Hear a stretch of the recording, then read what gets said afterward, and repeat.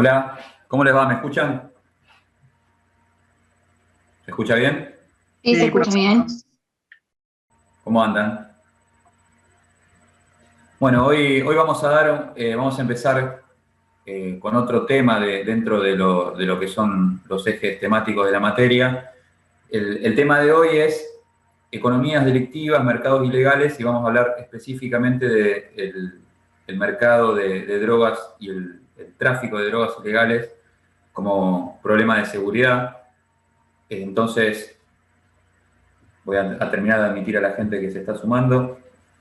Vamos a hacer una clase, como me tocó en las últimas clases, una clase para plantearnos preguntas más que respuestas. Una clase para interrogarnos sobre algunas cuestiones que creemos sabidas, preguntarnos si son realmente como el sentido común o como cotidianamente las pensamos. Vamos a tomarnos unos minutitos más hasta que se termine de sumar la gente. ¿Cómo vienen con la lectura para el lunes que viene? Ahí. ¿Tienen dudas? ¿Le surgen dudas cuando leen los textos para el control de lectura o cuando se ponen a estudiar sobre los apuntes que tienen de clase? ¿Tienen consultas? ¿Le surgen preguntas? Porque si es así, podemos organizar antes del segundo control un rato de consultas previo al control en la que se hace en la clase del miércoles o en la clase del lunes que viene. Plantéenlo, digamos, no se queden con las dudas, porque hay tiempo como para a lo mejor organizar una clase de consulta o algo así. Si alguno lo quiere plantear, lo puede tirar en el grupo o lo tira al final de la clase, y lo podemos organizar. Bien, a ver, ahí se está sumando la última parte del contingente. Ya arrancamos.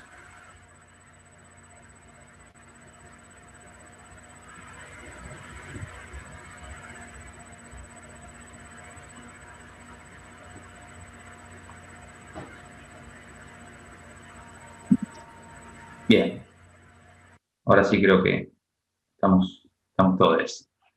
Bueno, para los que sumaron últimos, como les decía, vamos a hablar sobre mercados ilegales, economías delictivas y puntualizar específicamente sobre el mercado de drogas. Voy a usar un Power a ver si me sale compartir para ordenarme un poco en la exposición y que no sea tan aburrido. Así que voy a ver si me sale. Esperemos que salga. ¿Se ve? Bien. A ver Sí, si me profe, sale en pantalla completa. Okay. Ahí va. Se ve bien, ¿eh?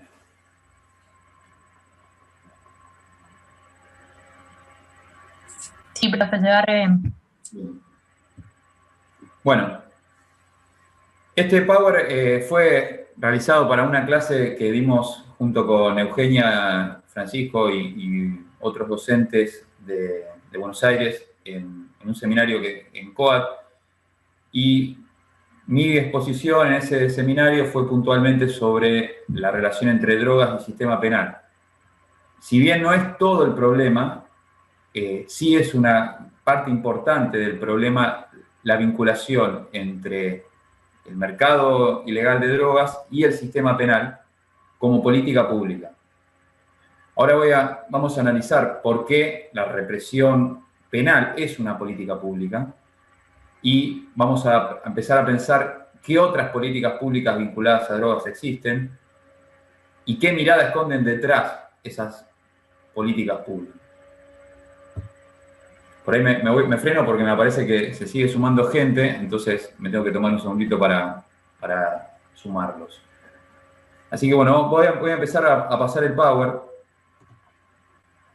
Como les decía, el problema del uso o del tráfico de drogas, que son problemas diferentes, el uso y el tráfico, en sí mismo nos obliga a pensar el problema y definirlo. Definirlo en términos políticos, de cómo miramos el problema, con qué óptica lo miramos, y esa manera de mirar el problema de alguna forma, como venimos diciendo del comienzo de la materia, la manera en que miramos los problemas nos determinan o nos condicionan en la forma en que los abordamos. Históricamente el uso o el tráfico de drogas ha sido visto básicamente o simplificadamente como un problema de salud individual, un problema de libertad individual, un problema de inclusión o salud pública, o un problema de seguridad. Y las políticas públicas, históricamente, voy a admitir a un par más, alumnos que se sumaron, ahí vamos, ahí va. Como les decía, si el problema se plantea como un problema de salud individual, las respuestas que se fueron dando históricamente, o las políticas públicas para abordarlo, estaban limitadas por esa manera de mirar el problema. En Argentina, las políticas públicas vinculadas a pensar el problema del uso de drogas como un problema de salud individual, tuvieron como antecedente la mirada, llamémosle, autoritaria terapéutica. La idea de que el consumidor es un enfermo al que hay que ayudar, que encierra bastante de esa mirada tradicional del positivismo, en este caso de un positivismo médico que asocia al consumo o al uso de sustancias prohibidas con una patología. Esa mirada de política pública asociada a la terapéutica autoritaria, digamos, de obligar a la persona que consume a tratarse, sin importar qué tipo de sustancia consume, basta que sea una sustancia prohibida, obviamente, pero sin importar cuáles de las sustancias prohibidas consume, en qué grado y qué problemas le genera ese consumo, todas esas situaciones de consumo eran abordadas con la misma mirada, con la mirada de el autoritarismo médico terapéutico. Dentro de nuestra historia de política pública, hasta el año 2008, que se sanciona la Ley Nacional de Salud Mental, creo que se termina sancionando en el 2010, pero en el 2008 empieza la discusión en Argentina, es la mirada hegemónica, la mirada que gobierna el planteo del uso de drogas como problema de salud individual. Hasta ese entonces, la única mirada es la médica hegemónica del uso de drogas ilícitas como un problema de salud individual de abordar, sin importar qué sustancia o en qué grado se consumió. Pero también ese problema de salud puede tener consecuencias sociales o de salud pública. Por lo tanto, también existieron políticas públicas tendientes a abordar ese problema como un problema de inclusión o de salud pública. Y ahí el ente estatal que de alguna forma concentró las políticas públicas con esa mirada es la CEDRONAM, la Secretaría de Estado para la Prevención de las Drogas en Argentina. Es decir, mirada tendiente a abordar el problema de las drogas como un problema de salud pública, ya no de salud individual. Sin embargo, sigue siendo CEDRONAR quien gestiona o de alguna forma posibilita que el tratamiento médico hegemónico subsista, ya que es la CEDRONAR la que de alguna forma subsidia los tratamientos obligatorios impuestos a las personas que son de alguna forma obligadas a tratarse en el consumo de drogas. Obligadas por sanciones judiciales, por decisiones judiciales, que todavía existen. Y por último, esta mirada de problemas de salud individual o de salud pública contrastan un poco con la mirada de que el uso de drogas o de sustancias ilegales es un problema en definitiva de libertad individual. De este lado del problema podemos poner, por ejemplo, como les decía, la aparición de la ley de salud mental como una forma de poner límite a la mirada médica autoritaria terapéutica, la aparición del fallo Arriola en el año 2008 y el auge del activismo de los usuarios cannabis. Son, digamos, irrupciones de nuevas miradas sobre el problema. De empezar a pensar ¿Se podría repetir eso, Ulises? Sí.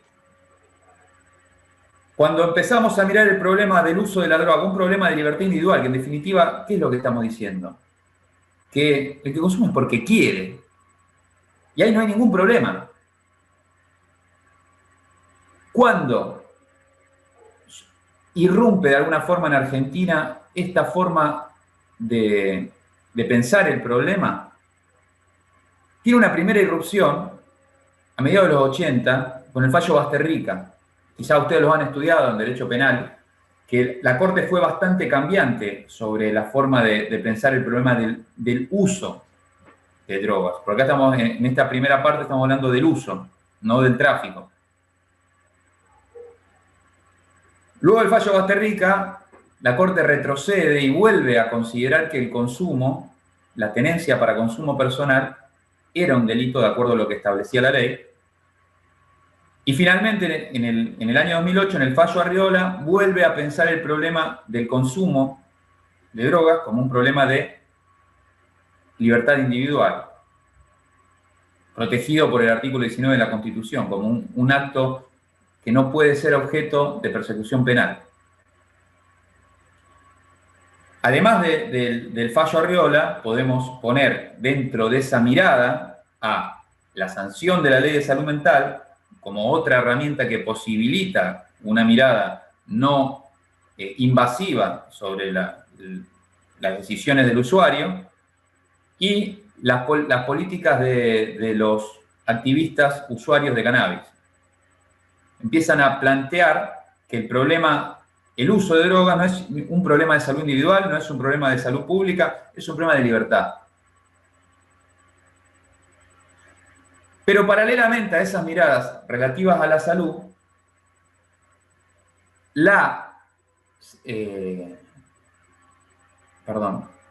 están dando el presente en el chat, ¿verdad? No hay preguntas sobre... Bien. Sigo.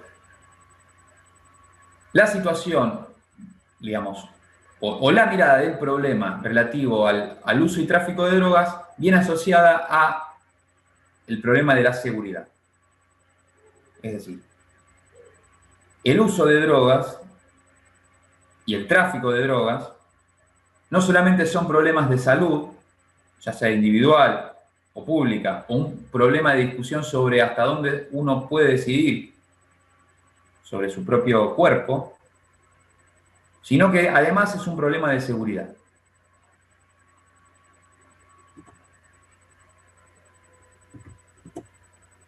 Ahí quiero pasar y no me deja. Ahí va.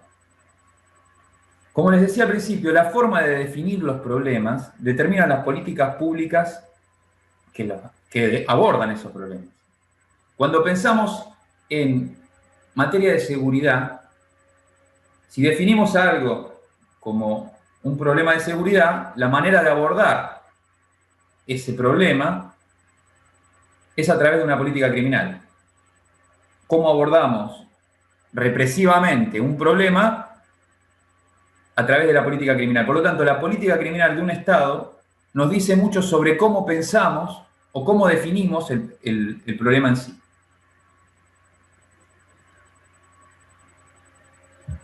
Acá hay dos discusiones que dar previas. Primero, ¿por qué el uso de sustancias ilegales es un problema de seguridad. Y acá esto viene asociado a una vieja creencia de que las personas que consumen drogas cometen delitos, que es una discusión que no tiene ninguna, digamos, base científica, sino que se para sobre la creencia de que las personas delinquen bajo los efectos de las drogas o delinquen para poder comprarlas.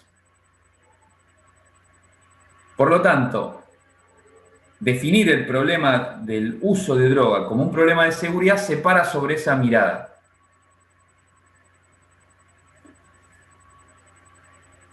Cuando uno analiza los estudios que hay sobre cuáles son las sustancias que más se consumen en los barrios previo a delinquir,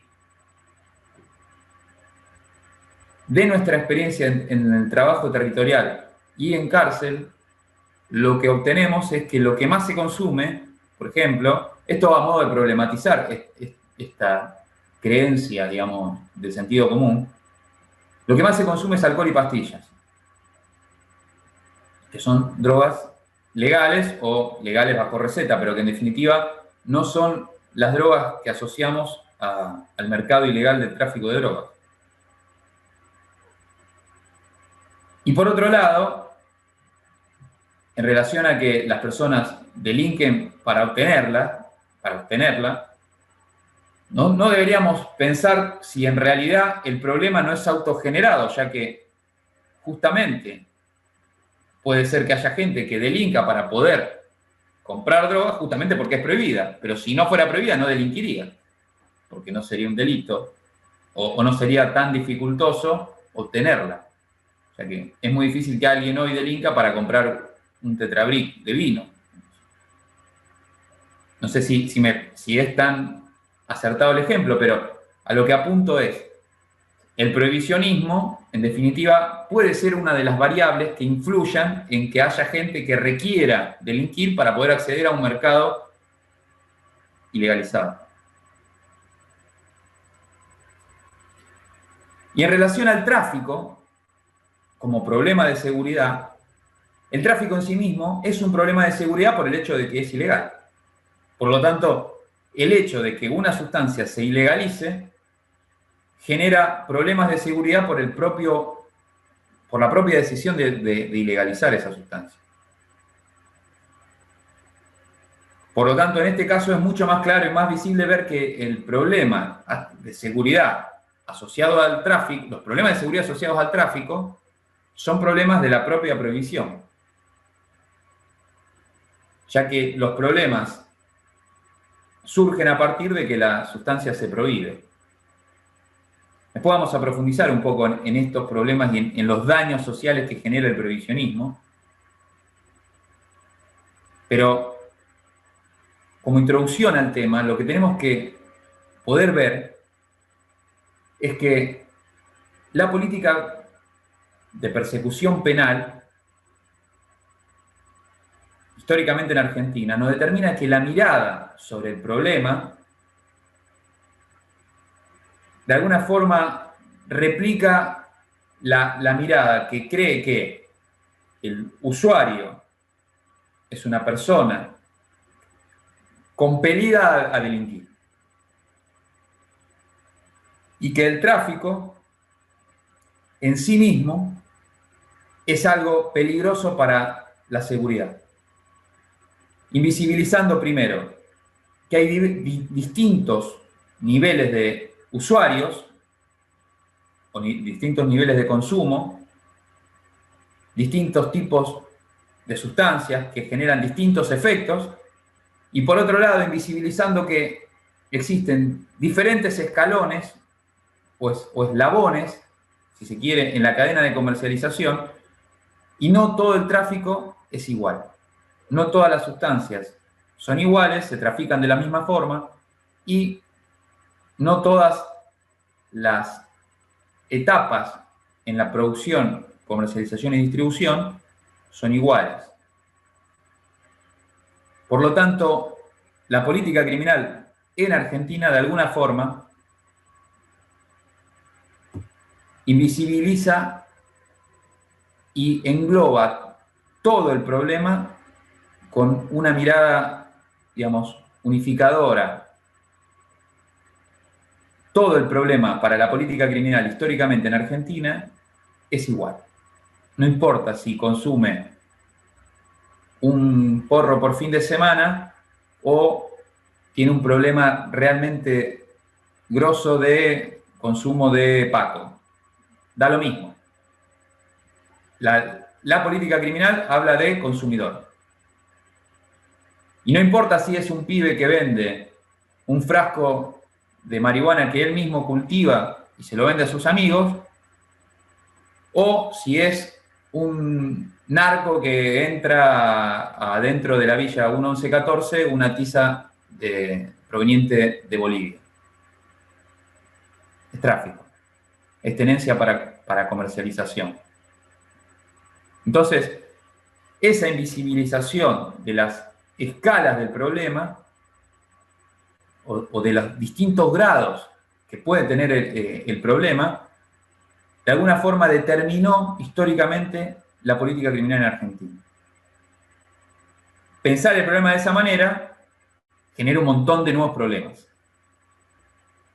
La idea de la clase es empezar a pensar cómo desandar este camino o esta política criminal que invisibilizó los distintos grados que tiene el problema, las distintas variantes que tiene y cómo, como primera medida que tiene que tener el Estado, es que sus políticas públicas, en este caso la política criminal es una política pública, no genere más problemas de lo que se intentan resolver. ¿Preguntas hasta acá? ¿Sigo? ¿Voy muy rápido? ¿Muy bien? No, profe, se entiende bien. Bien, bueno. Sigo con la táctica de preguntarte si tienen preguntas para tomar un mate. Vamos con la otra filmina, diría Alberto.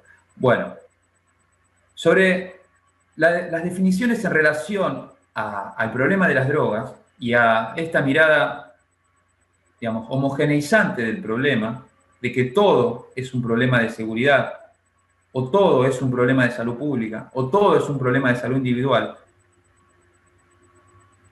uno podría hacer un link con otro punto de la materia, que es el problema de las definiciones planteadas por la teoría del etiquetamiento. En el texto Outsiders de Howard Becker, que cito ahí en la filmina,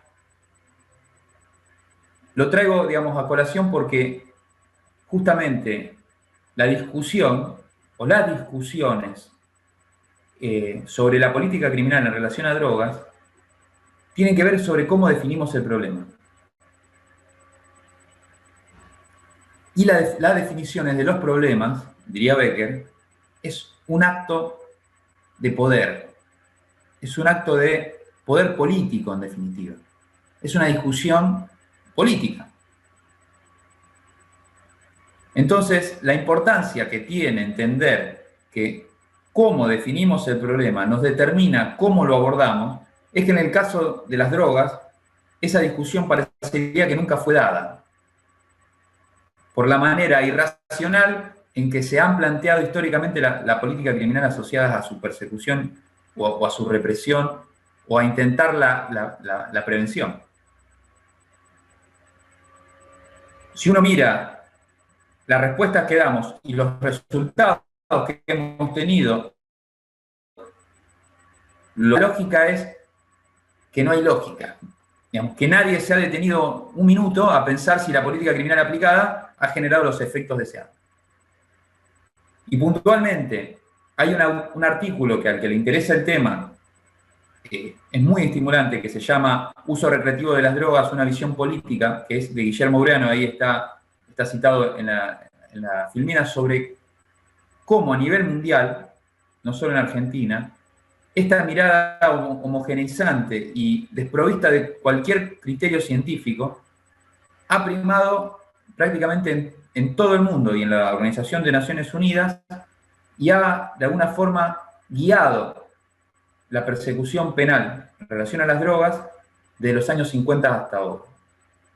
Obviamente con escaladas de políticas más represivas o más duras a partir de los años 80, con la irrupción de Reagan en el gobierno estadounidense, y con algunas tendencias a desreprimir, a retroceder en la represión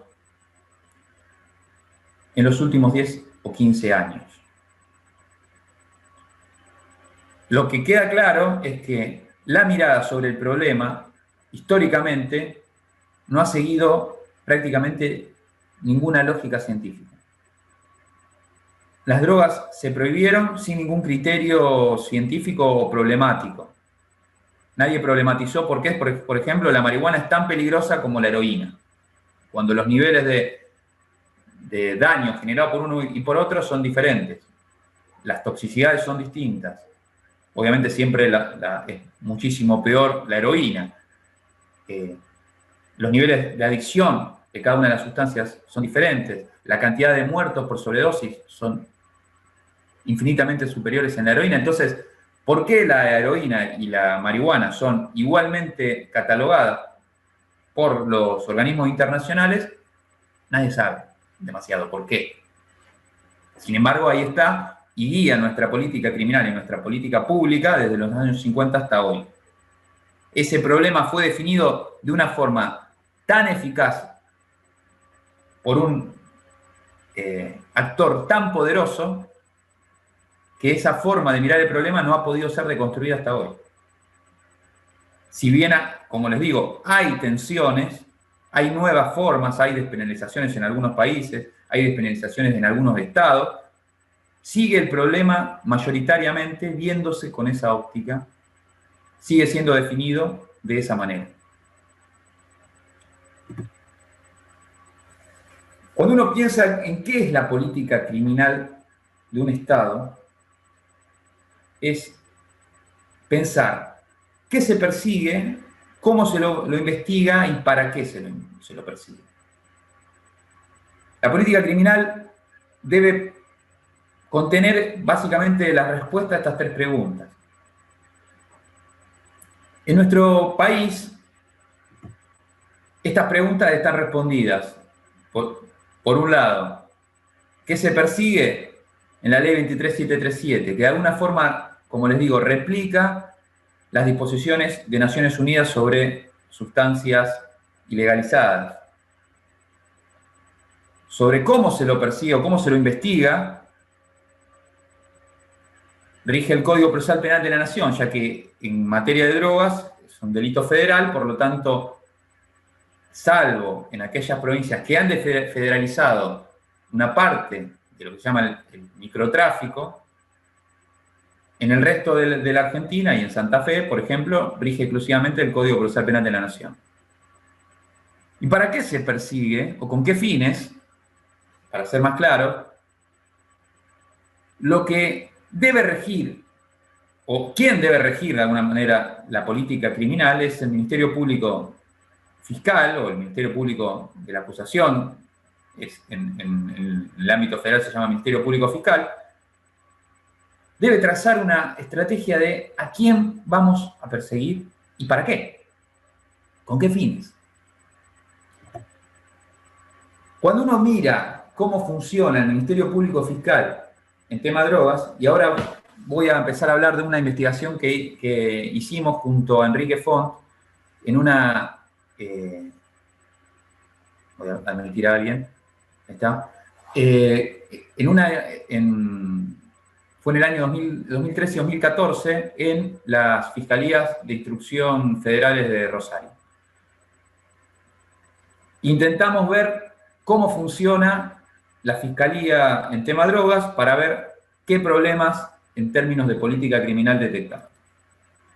¿Cómo funciona la Fiscalía Federal? Porque hay que decir algo, el Código Procesal Penal Federal aún sigue siendo inquisitivo, llamémosle omiso. En tema de instrucción sigue siendo bastante inquisitivo, ya que el fiscal actúa por delegación del juez de instrucción, pero actúa de manera coordinada. Pero en tema de drogas, prácticamente hay un consenso de que los jueces delegan todas las investigaciones en el Ministerio Público Fiscal. Cada vez que ingresa una causa, sale un primer decreto que delega la investigación en la Fiscalía. Por lo tanto, si bien los fiscales actúan por delegación, actúan en casi prácticamente todas las causas. En todas. Y actúan de manera coordinada o simultánea con la PROCUNAR, que es la Procuración para el Narcotráfico. Es un área especializada dentro del Ministerio Público Fiscal que asesora o acompaña a los fiscales. No actúan de manera independiente, sino que actúan colaborativamente. ¿Cuál es el primer problema que encontramos en las fiscalías a la hora de pensar una política criminal? Que cada fiscal hace lo que quiere. Hay tantas políticas de persecución penal como fiscales federales hay en Argentina. No hay ninguna política criminal clara sobre qué investigar y para qué. La PROCUNAR establece algunos criterios rectores sobre, fundamentalmente, respetar el fallo Arriola, es decir, no perseguir al consumidor, pero solamente la PROCUNAR interviene si el fiscal lo pide, le solicita intervención. Por lo tanto, puede que haya fiscales que no quieran trabajar con la PROCUNAR y no lo hacen. Por lo tanto, no hay ninguna política criminal en materia de drogas en Argentina digamos, unívoca. Cada fiscal hace más o menos lo que se le ocurre. Esto genera fragmentación en la persecución penal. ¿Qué significa fragmentación en la persecución penal? Que yo investigo a Juan y el fiscal número 2 de Rosario investiga a Juan. Y el fiscal número 3 investiga a Juan. Y todos investigamos a Juan. Pero yo, en mi política criminal, pienso, no voy a detener a Juan. Porque Juan es el dealer.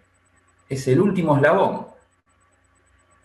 Entonces, no quiero intervenir ahora deteniéndolo a Juan porque va a venir Pedro y va a hacer lo mismo que hace Juan y van a seguir vendiendo como si nada porque no voy a afectar la cadena de comercialización. Entonces voy a tratar de ir al que está por encima de Juan. Pero el fiscal número 2 dice, no, yo voy a ir por Juan, porque Juan está vendiendo en este momento y está envenenando a nuestros hijos, ¿no? Entonces, va y lo detiene a Juan. Entonces, el fiscal número 1, de alguna forma, ve frustrada su estrategia de persecución penal por la actuación de otro fiscal. Porque se da la situación de que cada fiscal investiga sin indagar si hay otras investigaciones previas en otra fiscalía. Eso lo que genera es esta idea de fragmentación, de que hay 700 causas sobre el mismo grupo o el mismo esquema de comercialización.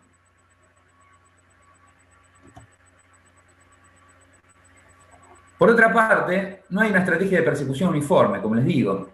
Cada fiscal persigue como le sale, básicamente.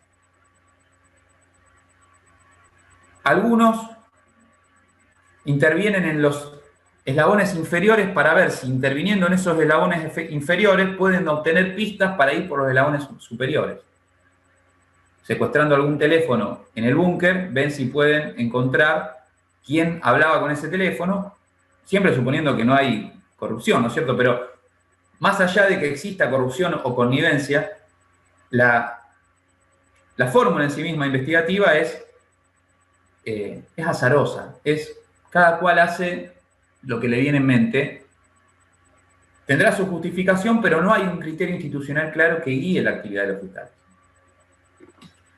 Y también es azarosa la elección de la fuerza de seguridad. A alguien le gusta trabajar con gendarmería y convoca a gendarmería, a otro le gusta trabajar con la Policía de Seguridad Aeroportuaria y convoca a la Policía de Seguridad Aeroportuaria, y otro convoca a la Policía Federal siempre sin ningún criterio. No hay más que el voluntarismo de los fiscales diciendo, convoco a Gendarmería para hacer este seguimiento de un supuesto delito. Y ahí va, porque sí.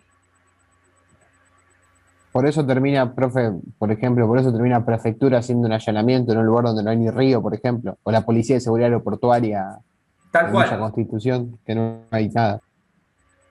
Exactamente, digamos, las fuerzas federales son utilizadas generalmente con esa lógica, de sé que trabajan bien, siempre, digamos, pensando en la no corrupción, quitando la posibilidad de corrupción de la ecuación, lo cual meterlo complejizaría muchísimo más el análisis, pero aún sin introducir la lógica de la posibilidad de corrupción, la elección de las fuerzas es azarosa y depende del vínculo que tenga cada fiscal con el jefe de cada área, porque sabe que va a ser o va a responder de forma que el fiscal quiere. No sé si me explico la idea, pero es muy al azar, muy al azar. Y luego hay una dificultad enorme en controlar a esas fuerzas de seguridad en las que se delegaron investigaciones. No solamente por la magnitud que implica muchas veces las investigaciones en tema de drogas, por ejemplo, cuando se disponen escuchas telefónicas, eso genera un volumen de material a analizar gigantesco. Horas y horas de escuchas de diferentes teléfonos que generan un montón de horas de conversaciones a escuchar. La Fiscalía no tiene capacidad de escucharlo. Entonces, delega en fuerzas de seguridad que alguien lo escuche. Pero las transcripciones son solamente sobre la parte pertinente. Sobre el resto se ponen sin interés.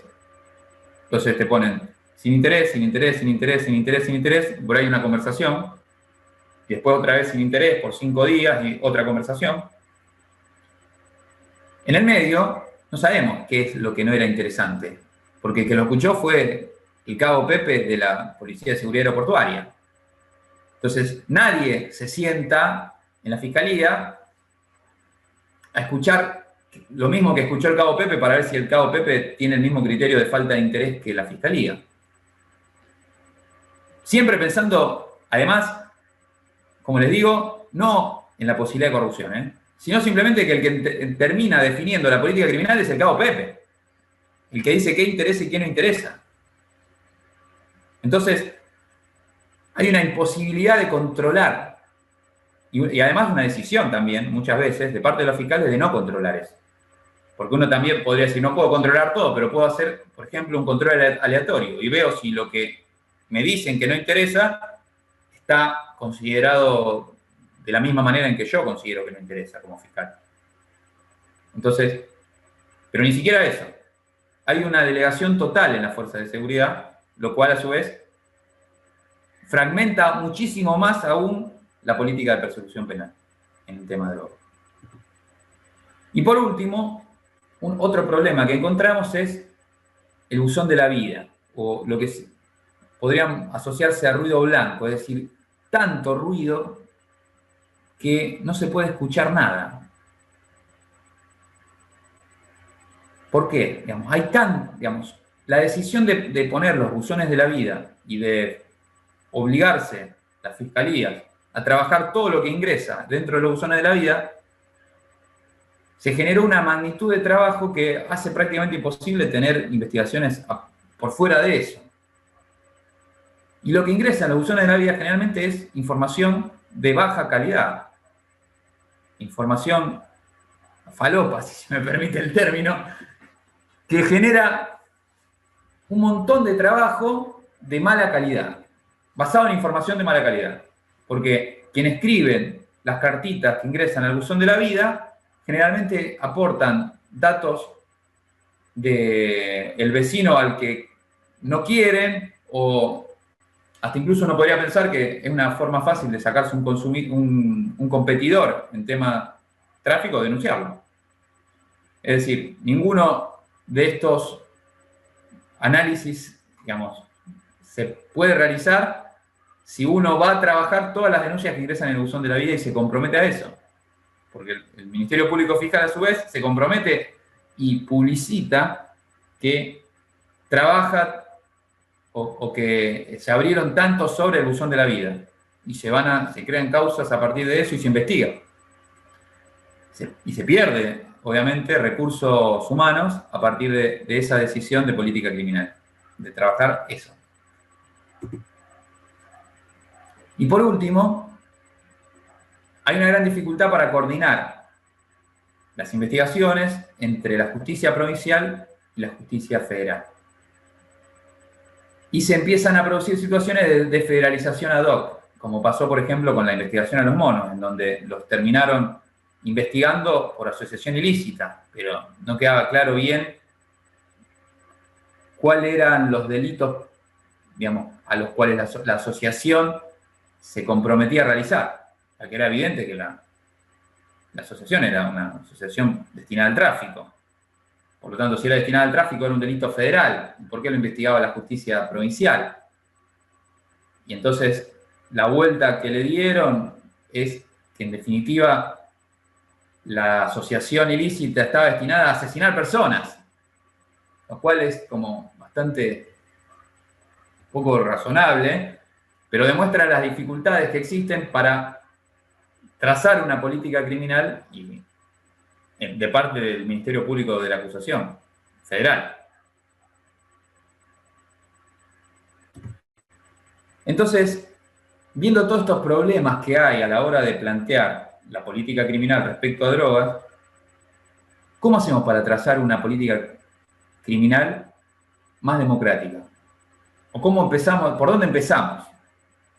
Porque el problema es tan grande y tan complejo que a veces nos parece que no se puede hacer nada con el problema de las drogas.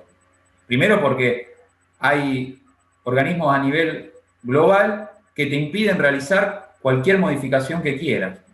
De hecho, por ejemplo, Uruguay estuvo sancionado por el organismo de Naciones Unidas por decidir legalizar el cannabis. Sin embargo,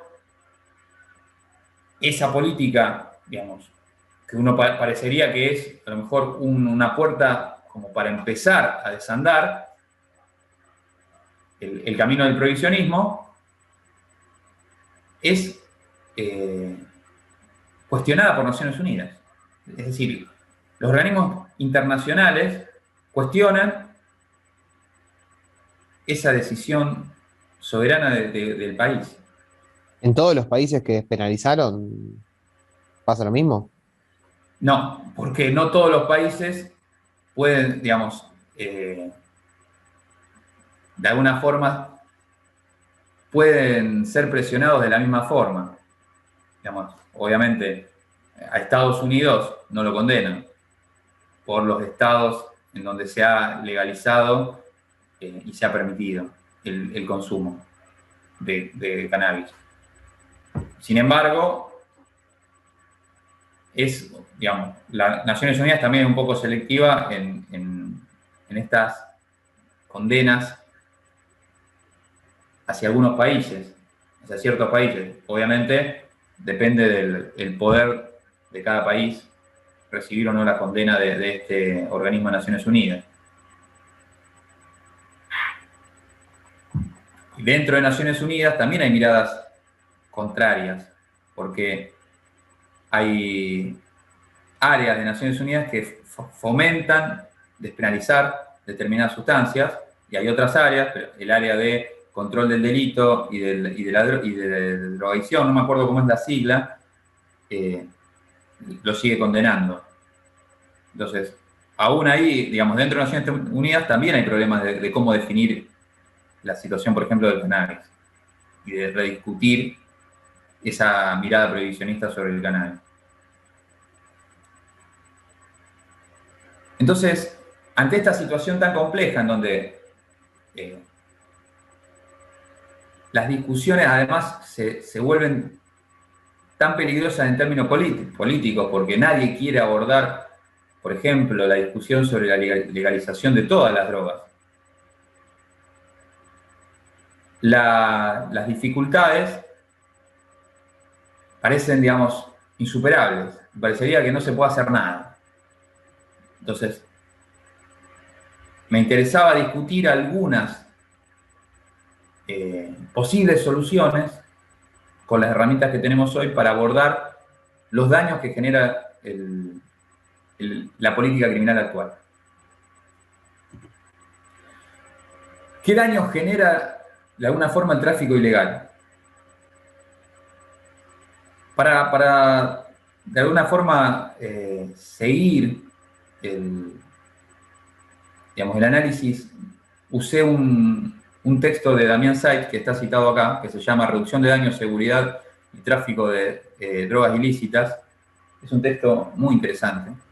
Lo vamos a subir, si puedo lo subo después de clase como material complementario. Lo que plantea Site en el texto es que el tráfico ilegal genera un montón de problemas. Que se popularizó la idea de que para trabajar sobre los consumidores de drogas hay que plantearse políticas de reducción de daños. No sé si alguna vez lo han escuchado, pero ¿qué es la política de reducción de daños? Es abordar al consumidor de una forma que la intervención no genere más daño. Por lo tanto, es importante en la política de reducción de daño para los consumidores no generar adicciones a otras sustancias más dañinas. Por ejemplo, sacar a alguien del consumo de marihuana y cocaína a partir de el consumo de psicotrópicos, por ejemplo, o de clonazepam u otras drogas que también generan adicción y que son mucho más dificultosas luego de salir de esa adicción, porque las drogas en este caso son legales. Entonces, tomando el concepto de reducción de daños popularizado en relación a cómo abordar el consumo, Sykes lo que plantea es, hay que tomar ese mismo concepto para abordar los daños que genera la prohibición y el tráfico. Entonces parte de enumerar cuáles son los daños que genera el tráfico, para saber qué daños tenemos que tratar de reducir. Y describe que básicamente estos son los daños agrupados en alguna forma conceptualmente abordable para el análisis, y plantea que el tráfico ilegal en sí mismo, por el solo hecho de ser prohibido, genera daños a la salud y a la seguridad personal. A daños a la salud, ¿por qué? Porque el tráfico ilegalizado impide saber qué consumimos. Impide entender qué nos estamos metiendo en el cuerpo y qué efecto va a tener eso sobre nosotros, porque no sabemos qué estamos tomando.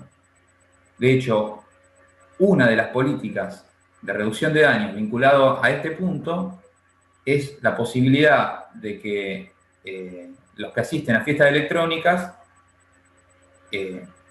hagan analizar las pastillas que van a consumir durante la fiesta en el ingreso a la fiesta, que es una política popularizada en algunos países de Europa.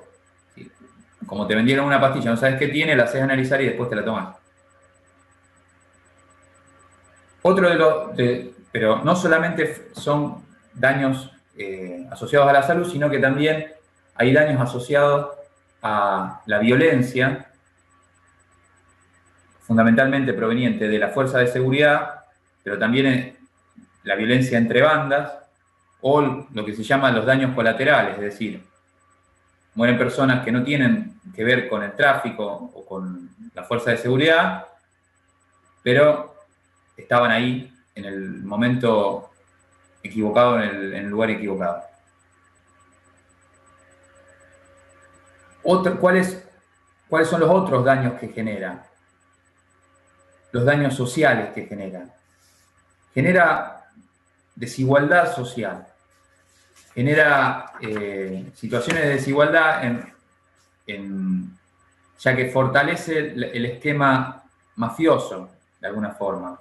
Establecen redes mafiosas que dañan el tejido social e impiden que el Estado llegue a los lugares en donde estos grupos accionan.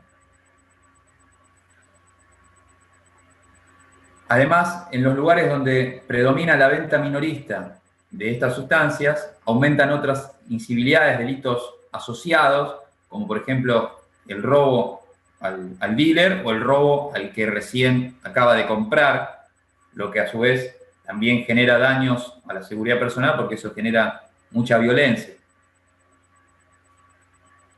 Otra de las situaciones que genera otro de los daños son los accidentes que sufren las mulas, generalmente mujeres que trasladan droga dentro de su propio cuerpo. Y otro de los daños sociales es que el tráfico en sí mismo genera una gran cantidad de ingreso económico que posibilita el acceso a armas de fuego o a movilidad. Y armas de fuego más movilidad son variables importantes para entender la violencia interpersonal entre jóvenes, por ejemplo. ¿Cuál es otro de los daños sociales que genera el tráfico ilegalizado de drogas? Es, por ejemplo, la sobrepoblación carcelaria que se da en muchos países del mundo. Hay muchísima gente presa por tráfico de drogas. Pero no solamente se quedan en los daños sociales, sino que también hay daños económicos. El tráfico ilegalizado de drogas genera desigualdad, incrementa la desigualdad, ya que, como vamos a ver en las próximas filminas, hay una distribución desigual de las riquezas generadas por el tráfico y una asunción desigual de los riesgos.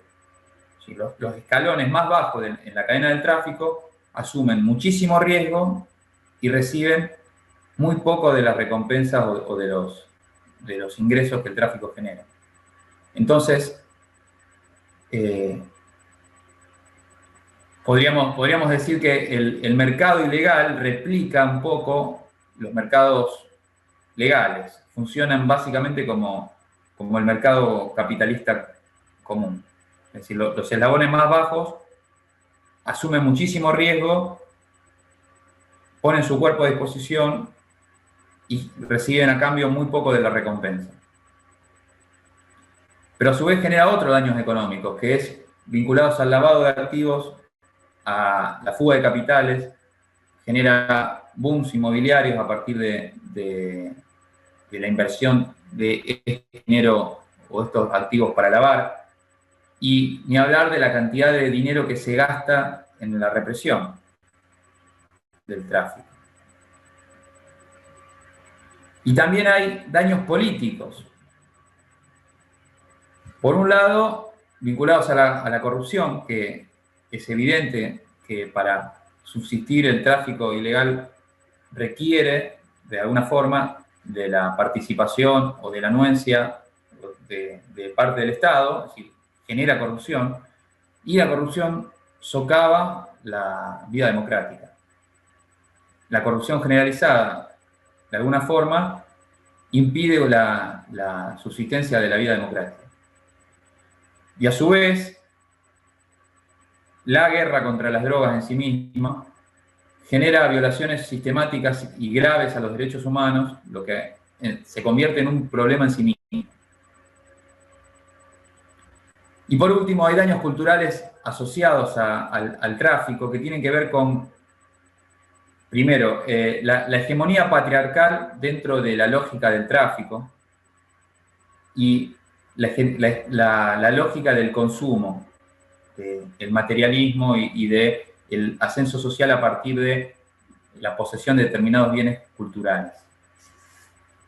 Todos esos daños que genera el tráfico ilegal, de alguna manera, no existirían si no fuera prohibido. Pero como plantea el autor, no se puede desandar todo lo que generó el prohibicionismo de un día para el otro. Hay que desandarlo de manera gradual hay que empezar a pensar por dónde arrancamos. ¿Qué hacemos? Entonces, como política criminal, que obviamente la política criminal no son todas las políticas públicas, pero sí es una parte importante de la política pública destinada al tráfico ilegal de drogas y al consumo también. ¿Qué podemos hacer?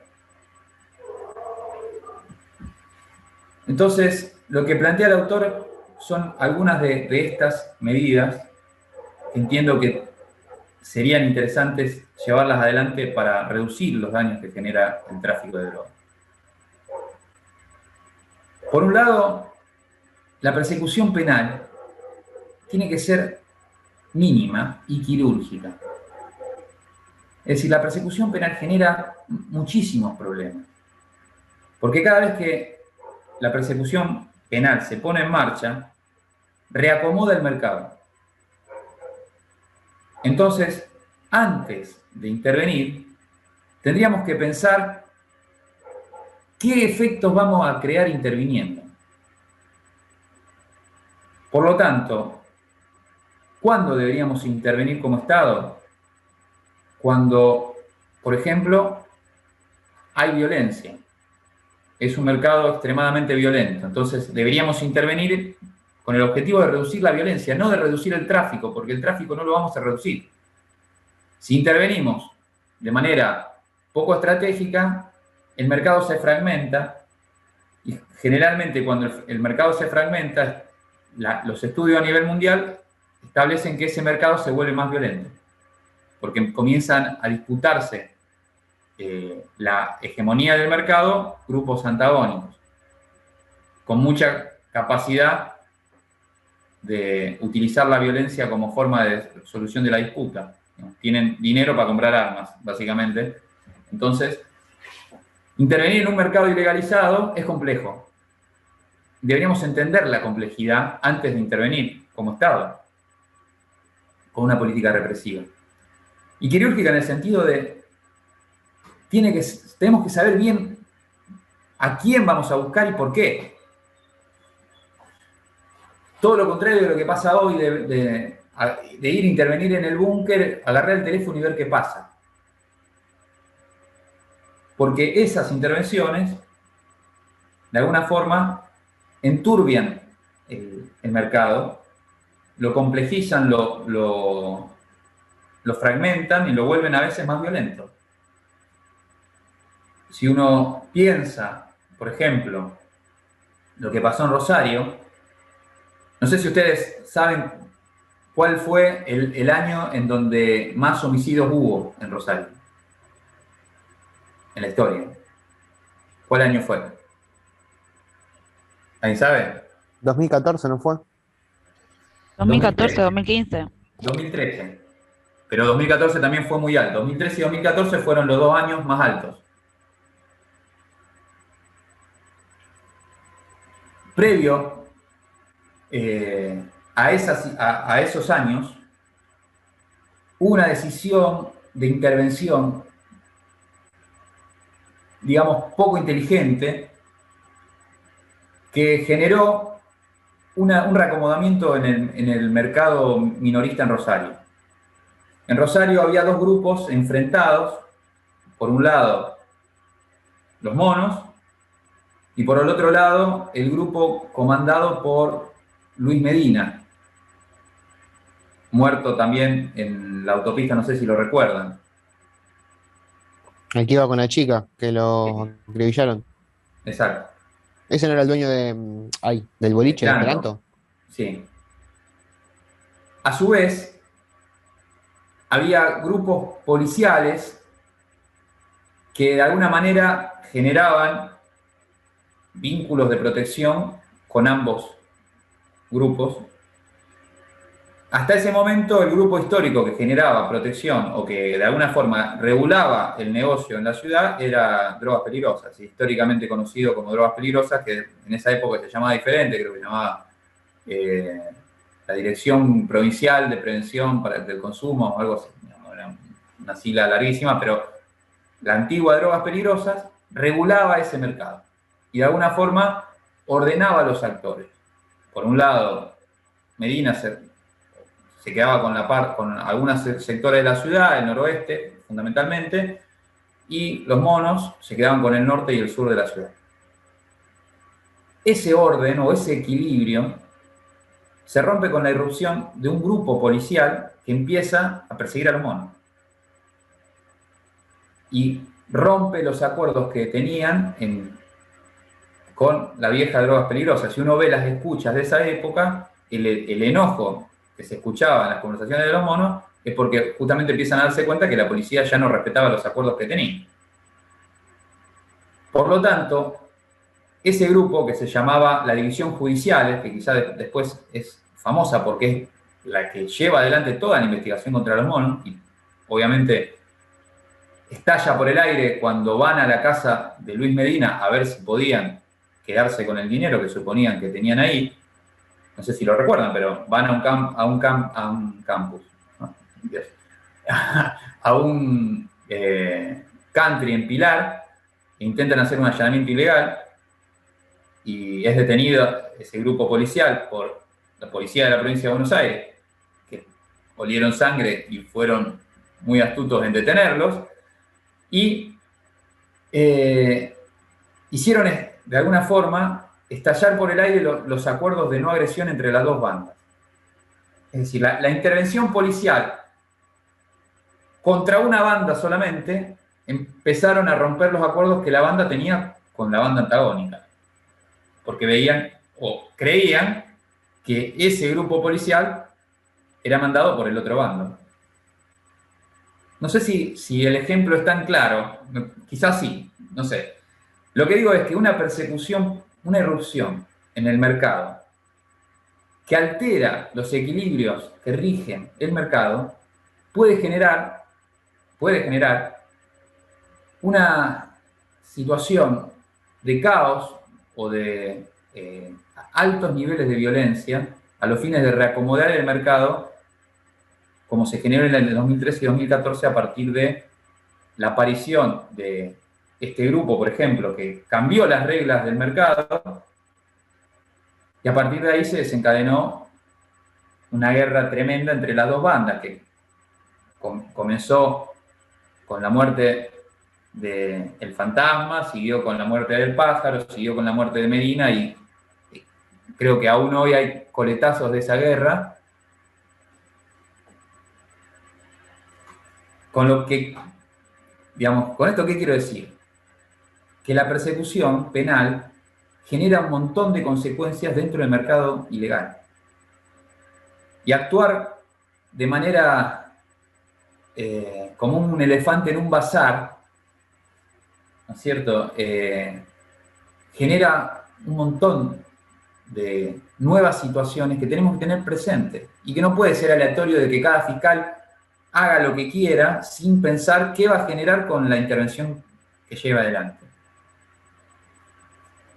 Esto tiene asociado un punto muy importante y muy polémico, que consiste en que pensar así la política criminal implica tomar la decisión de que si el mercado no está generando violencia y funciona, no hay que intervenir.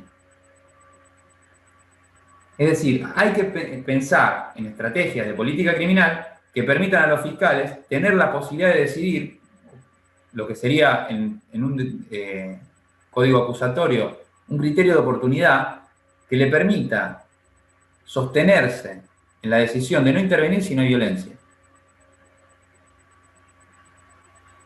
Y solamente intervenir, o al menos en los eslabones inferiores de la cadena, solamente intervenir si esa intervención es para reducir los niveles de violencia. Segundo punto a tener en cuenta, como les decía, una selectividad progresiva o una selectividad a la inversa. Es decir, intervenir solamente por los eslabones superiores de la cadena, nunca por abajo, porque los eslabones inferiores son reemplazables. Por lo tanto, seguimos teniendo el mismo problema, pero con una persona presa. Estamos en el mismo lugar, peor que antes. Por lo tanto, una de las cuestiones a definir como política criminal es que no se puede detener a los eslabones inferiores de la cadena. No se puede ir por ahí. Hay que ir por arriba. Y hasta tanto no lleguemos a un nivel gerencial de la cadena, no se puede actuar. No se puede intervenir. Y a su vez, seguir la ruta del dinero, que es bastante más difícil en términos de decisión de política criminal que seguir la ruta de la droga. Como les decía también, intervenir con fines de reducir la violencia e intervenir con fines de evitar la corrupción. Es decir, esos serían nuestros nortes. Si no se dan esas situaciones, lo mejor es no intervenir, porque intervenir genera problemas. En todo mercado, cada vez que se interviene o que pasa algo que altera las reglas, esas turbulencias generan más problemas de los que el mercado tenía antes de la intervención. Por lo tanto, Vincenzo Ruggiero, que es uno de los textos obligatorios que tienen para leer, plantea de las semejanzas que tienen los mercados ilegales con los mercados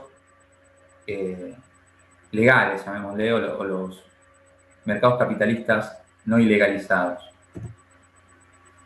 Y lo que les decía es que existe una gran desigualdad en el mercado de drogas, aún mayor que en los mercados legalizados. Y es que la distribución de los beneficios es muy notoriamente desigual, al igual que la asunción de los riesgos. Es decir, las personas que se tragan el kilo de cocaína para pasarlo por el aeropuerto y que después es pasado sale en Nat Geo, pone en riesgo su vida a cambio de una retribución prácticamente inexistente en relación a los beneficios que obtiene quien de alguna forma favorece ese accionar y se lleva prácticamente la totalidad de los beneficios.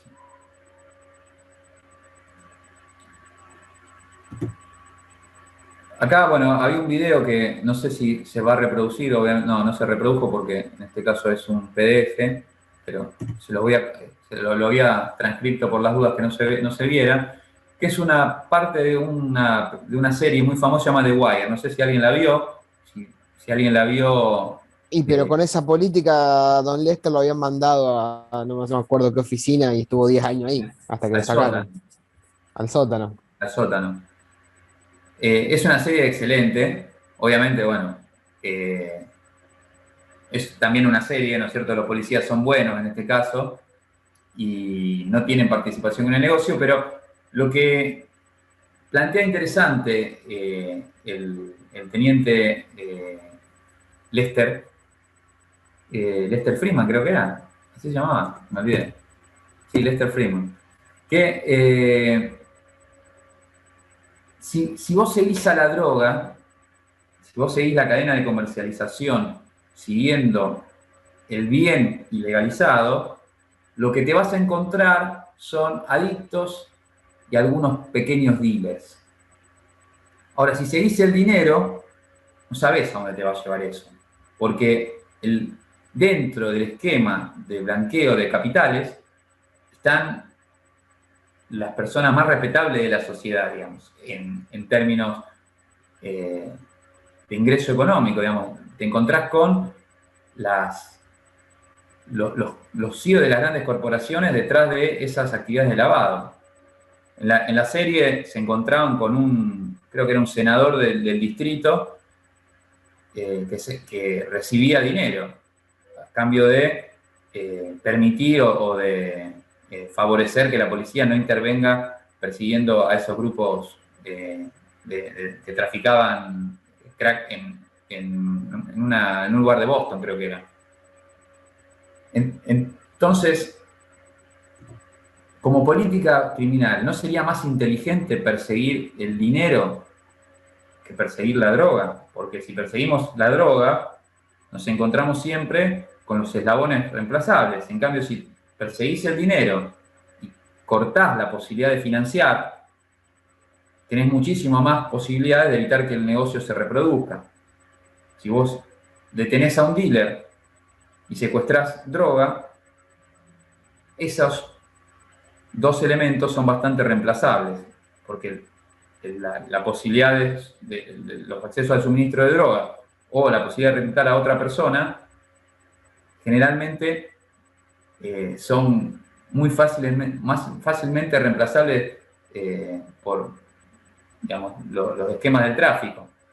En cambio, si secuestras el dinero, primero que vas a ir contra los eslabones más grandes y después vas a dificultar mucho la posibilidad de autofinanciarse, de autorrefinanciarse de los traficantes. Entonces, como para ir terminando y después debatir un poco, porque ¿hasta qué hora tenemos? ¿Nos quedan 10 minutos? Sí. Ya hasta las menos 20, ¿eh? Sí, profe, hasta las -10, me Hasta parece. menos 10. Joya. Bueno, entonces, ¿qué planteo podemos hacer para mejorar la persecución penal en Argentina? ¿Hacia dónde podemos ir? Si vemos por dónde venimos, estos son datos de la Procunar entre el periodo 2011 y 2018. Van a ver, digamos, analizando este gráfico, que la mitad de las causas son para consumo personal.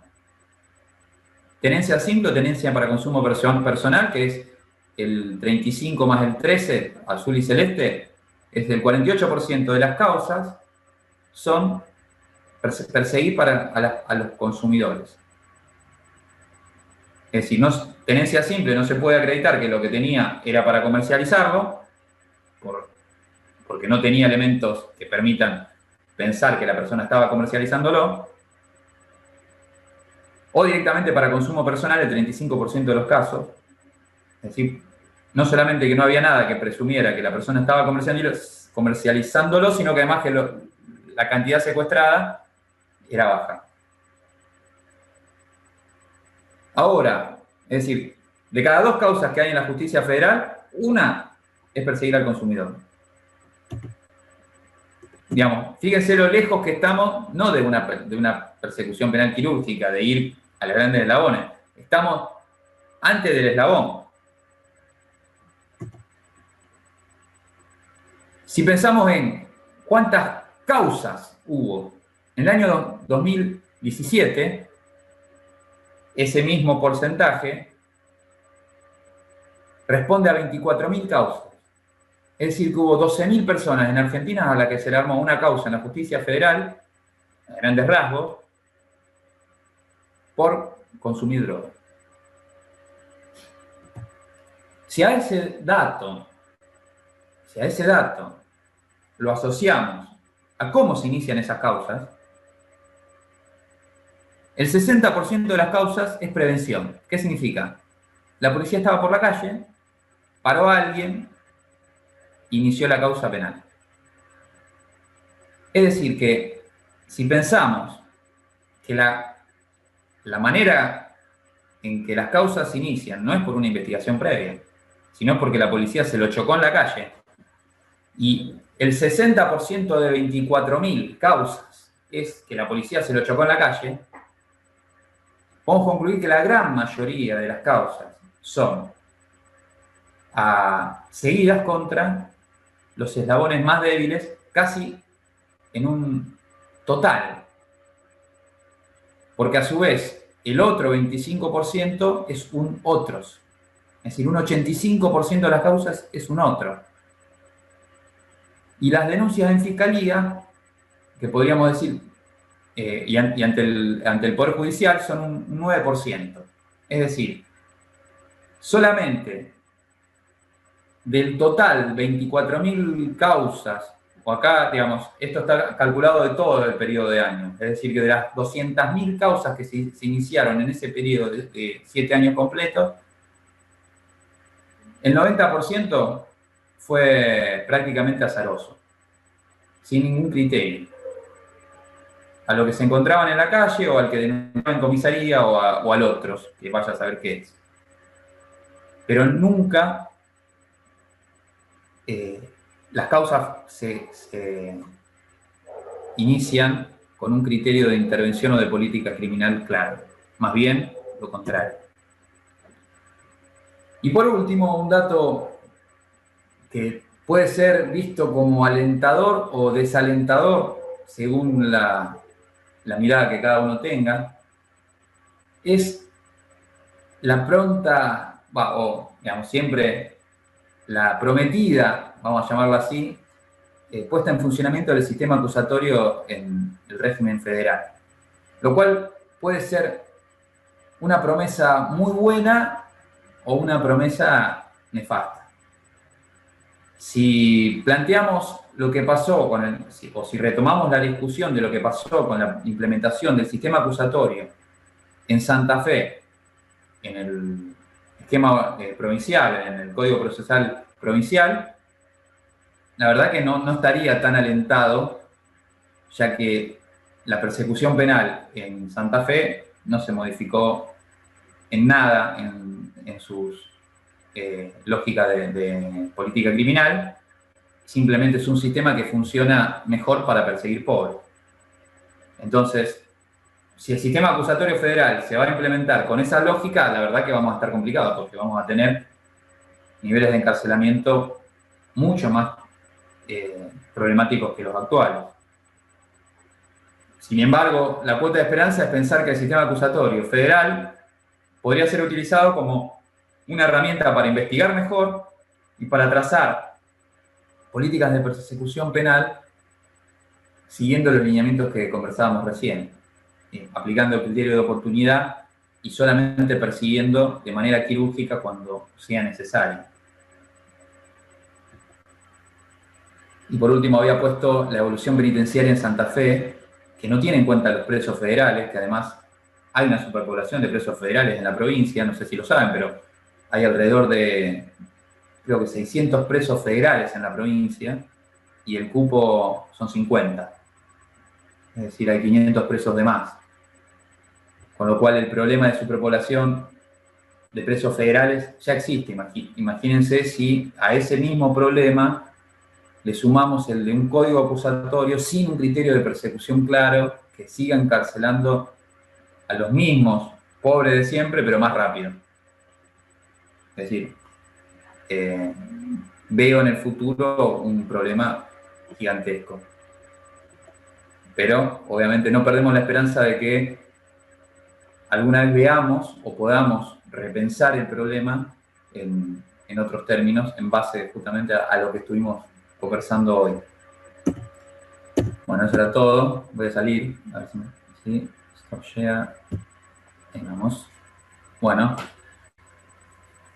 Me quedaron 10 minutos para charlar un poco sobre qué piensan ustedes sobre de la política de persecución de drogas. Sé que es un tema que puede generar ruido porque en definitiva estamos hablando de cosas que se contraponen al sentido común. Decir, mirá, yo sé que son narcos, pero no hagamos nada, porque si hacemos algo va a ser peor. Es algo que se contrapone a lo que uno instintivamente cree que debe ser el Estado. Es decir, si están incumpliendo la ley tenemos que intervenir. Ahora,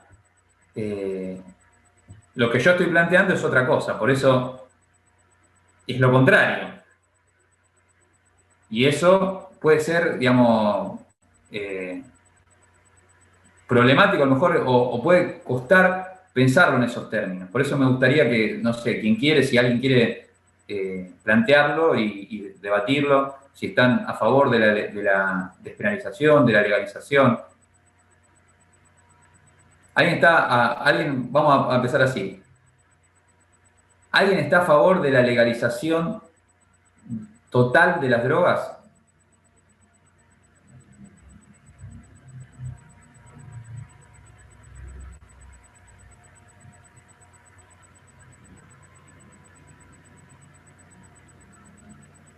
además en mi caso, ¿no es cierto? Yo sí estoy a favor de la legalización total de las drogas, pero sé que es un tema que genera discrepancias.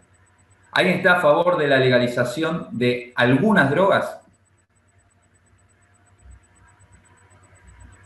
Bien. ¿De cuál? ¿De cuáles? ¿O de cuál? Creo que el cannabis sería Bien. la disputa, lo que más se está hablando de eso. ¿Quién está en contra de la legalización? ¿Por qué creen que sería problemático legalizarlo? Cualquiera, ya que están todos en contra. ¿Alguien? ¿Por qué les parece que sería problemático legalizar el consumo de todas las drogas? Y obviamente que se regule como el tabaco, el alcohol o cualquier sustancia que genera daño. ¿Por qué sería problemático la legalización?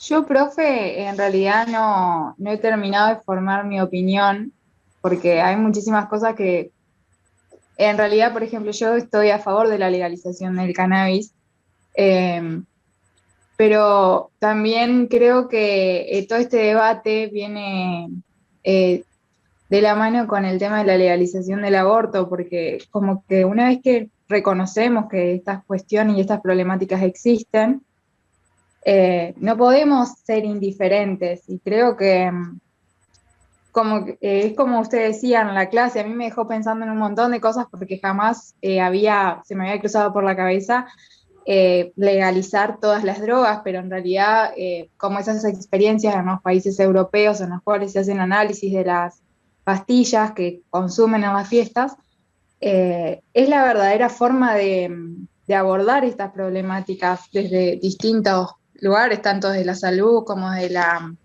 seguridad. A mí me pareció muy interesante. Vamos a hacer un ejercicio más. A ver, quien tenga abierto Google cerca, escriba en el buscador Vino Mariani. ¿Alguien conoce la historia del vino Mariani? ¿Saben qué es? No, conozco la canción del indio, que fue lo que me salió acá en Google. Hay una canción del indio y hace referencia a ¿qué?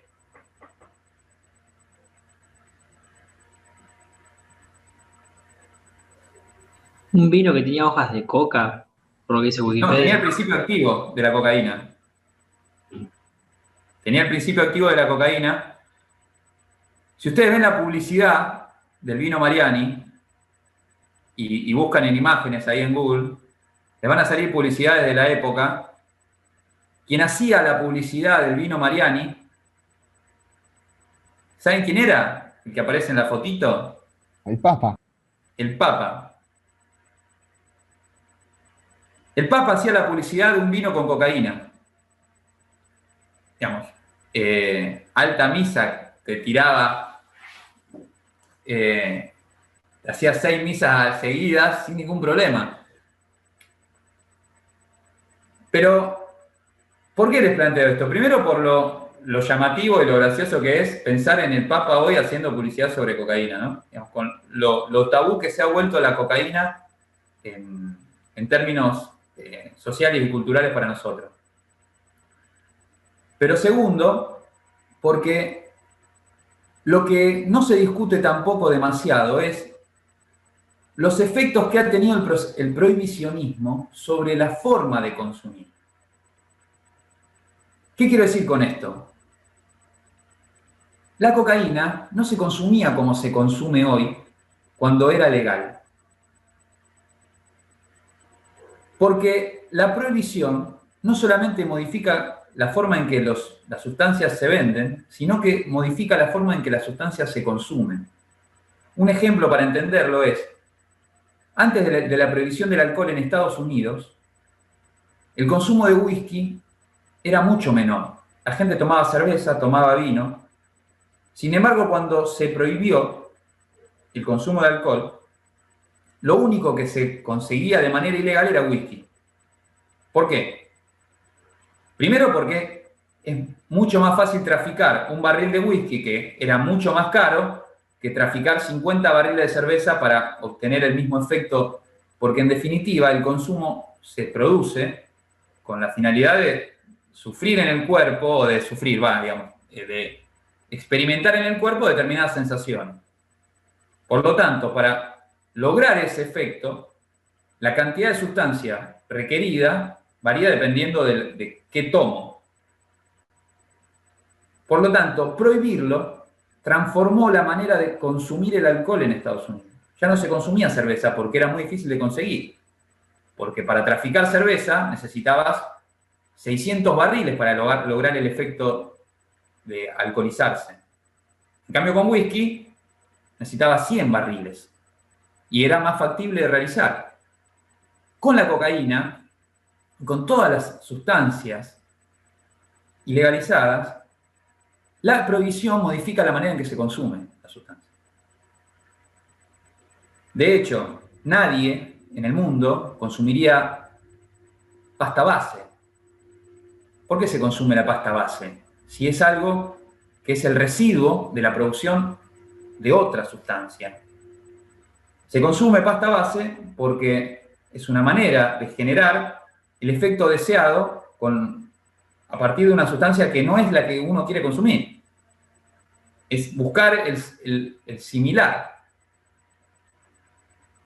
Por lo tanto,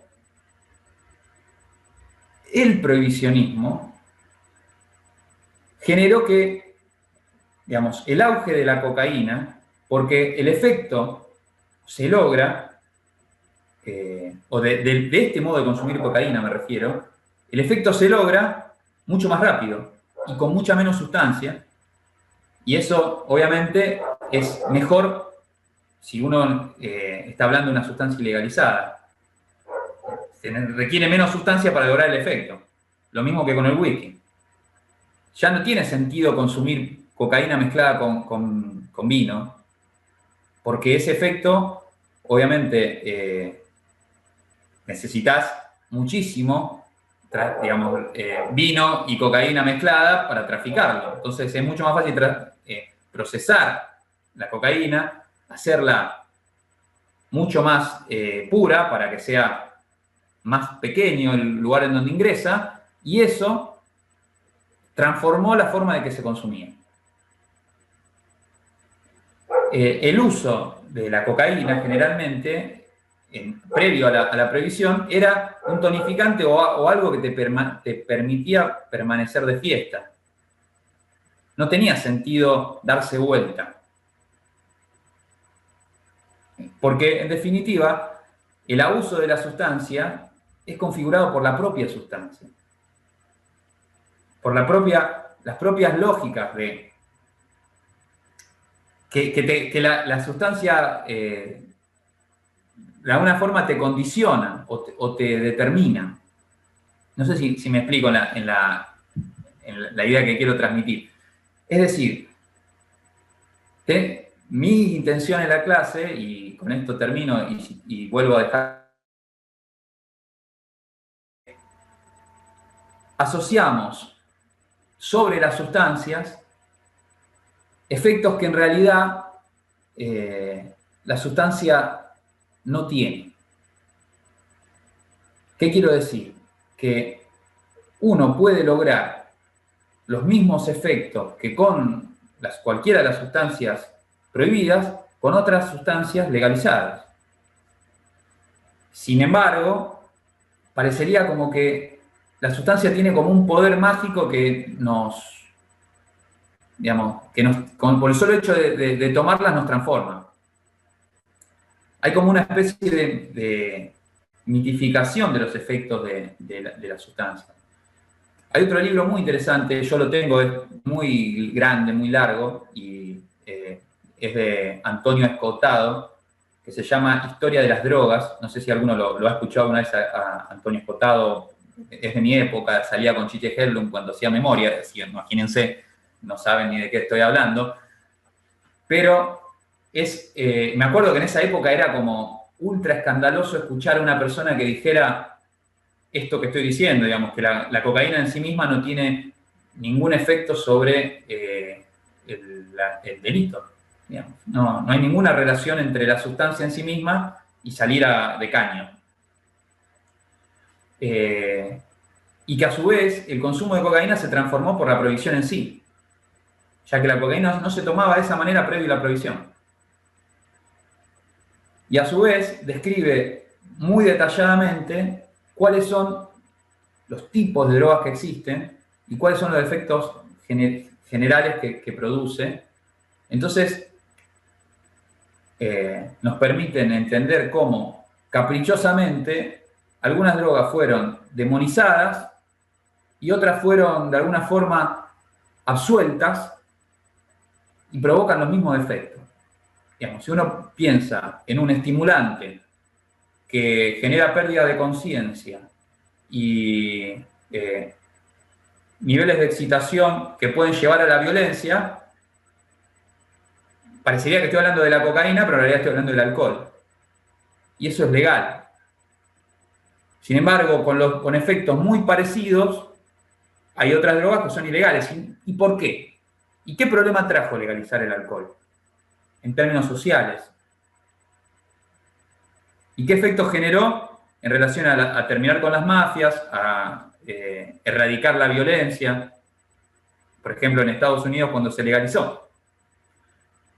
Por lo tanto, mi idea en la clase de hoy era plantear estas cuestiones que por ahí no son tan claras o no las vemos, porque de alguna forma venimos programados para pensar las cosas como vienen.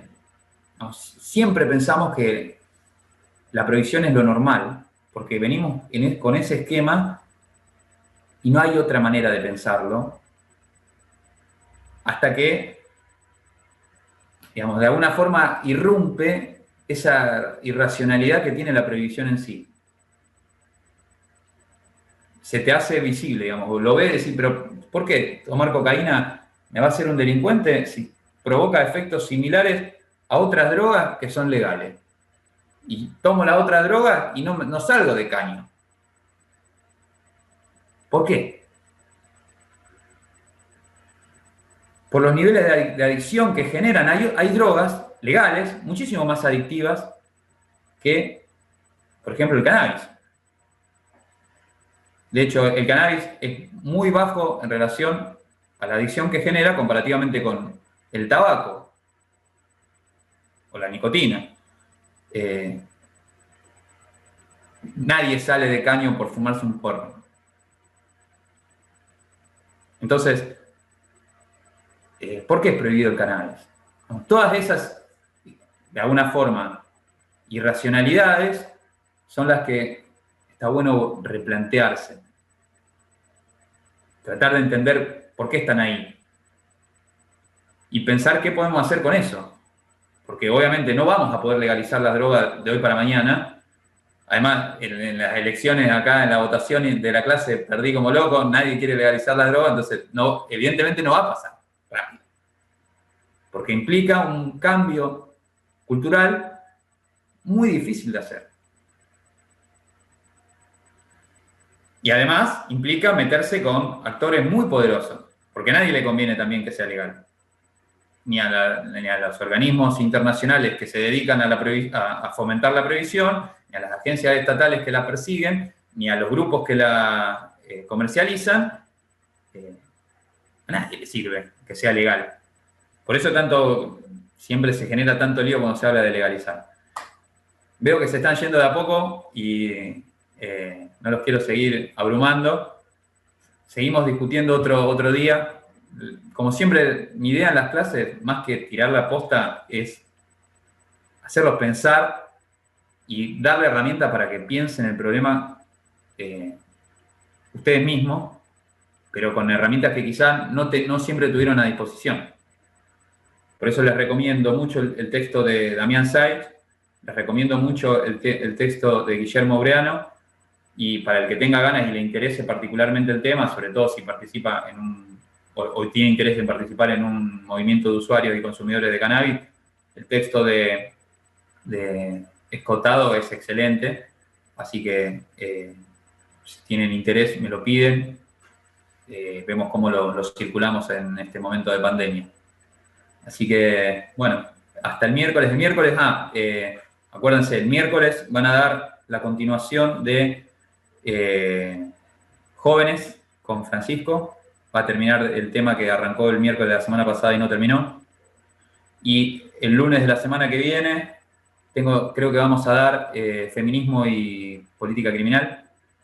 Y vamos a tomar el Profe. control de lectura. Sí. ¿Para cuándo se puede pactar una clase de consulta o algo para el eje del eje 3? Para el control de lectura. Cuando quieran. Si quieren hacer una clase de consulta, le digo a Francisco de armarla en el inicio de la clase del miércoles.